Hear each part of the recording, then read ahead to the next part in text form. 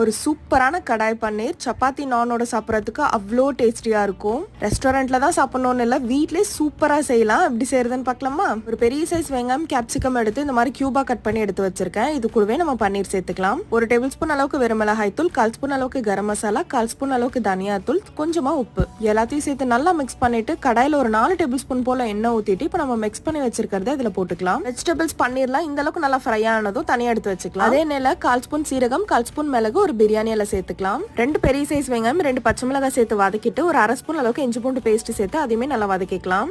1/2 spoon அளவுக்கு வெறும் மிளகாய் தூள், தனியா தூள், 1/4 ஸ்பூன் அளவுக்கு மஞ்சள் தூள், கரம் மசாலா, தேவையான அளவுக்கு உப்பு சேர்த்துக்கலாம். எல்லாத்தையும் சேர்த்து மிக்ஸ் பண்ணிட்டு ஒரு 1/2 மினிட் போல நல்லா வதக்கிக்கோங்க. இப்போ நான் ஒரு மீடியம் சைஸ் தக்காளி அரைச்சு வச்சிருக்கேன், அதையுமே சேர்த்து நல்லா வதக்கிக்கலாம்.